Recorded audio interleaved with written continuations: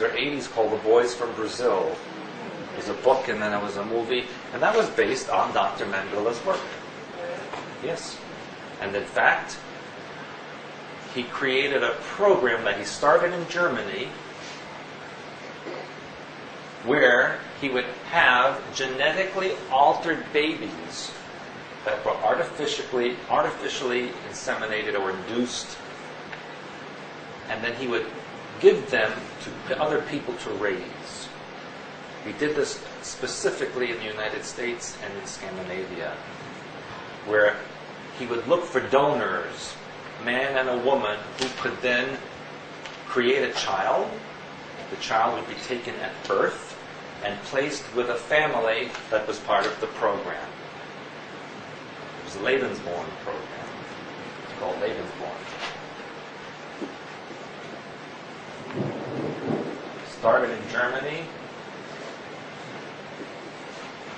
and continued in the United States.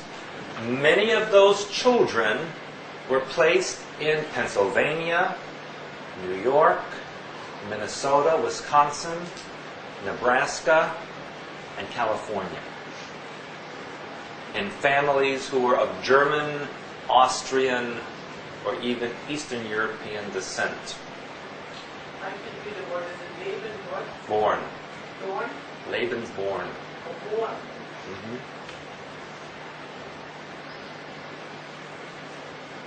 And many of the children in Europe, specifically many of those who were born in Britain and other parts of Southern Europe or Eastern Europe, were placed in Scandinavia, particularly in Norway and Sweden.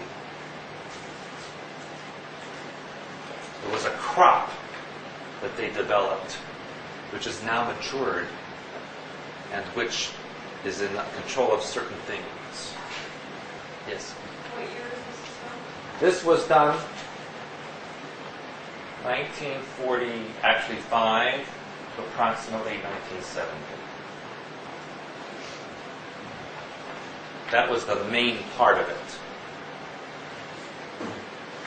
They used a lot of orphanages and adoption agencies, particularly in the southern United States, where they would actually steal babies or buy babies and transfer them. Particularly agencies in Texas and Tennessee.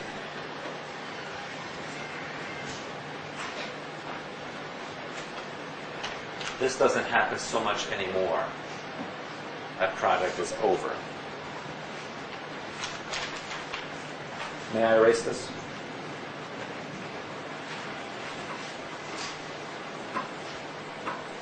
Now they just clone whatever they want. Technology has improved greatly for them since the 1970s or late 60s, actually. You should know that cloning did not develop recently. The first cloned person occurred in Germany in 1927.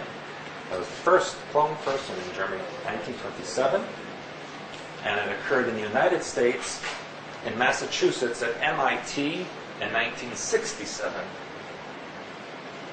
And that was a continuation of the German experimentation of the earlier part of the century. Now, there was also a doctor, George Estabrook, who, in the early 1940s in Colgate University, used hypnosis as a form of mind control to control the population via the medical profession. In other words, he was teaching medical professionals to put suggestions into their clients and patients during hypnosis to see what the results would be.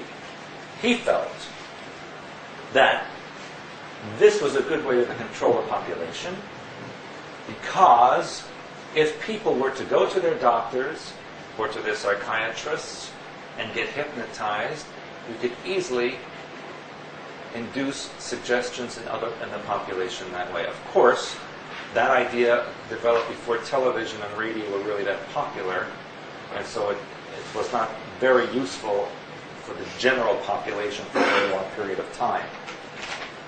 That was early 1940s. That led to Dr. Watkins, 1947 again. And what he did was to induce criminal behavior in his patients through hypnotic suggestions. So that any one of you, whom you might consider to be a kind and patient and calm person, would go to a person like Dr. Watkins, and you would come out to be a criminal or violent person. Why? Why? How could that possibly happen? Because you are all capable of anything. Within you is a wide range of possibilities. Not all of them are developed. But a trained hypnosis or hypnotist can get into your mind and bring out everything that's been buried or suppressed that you consider negative within you. And make that the operative personality. It's said that they can maybe do something that they wouldn't consciously agree to. Correct. That's correct. You can't. No, they can't make you do something that's not within your pattern. Whether it's conscious or subconscious doesn't matter. But they can make you do anything with the right controls, with the right patterning. And this is a detailed and intricate science.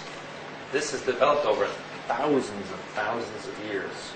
But isn't there some things that won't stick?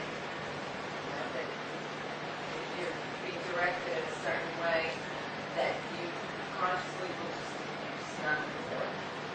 That's why they use programming to create an alter who will do it.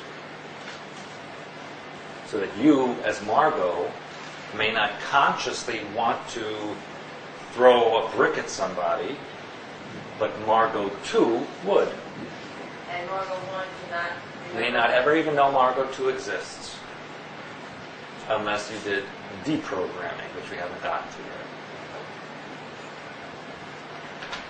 Now, to continue, and this name you will have heard of,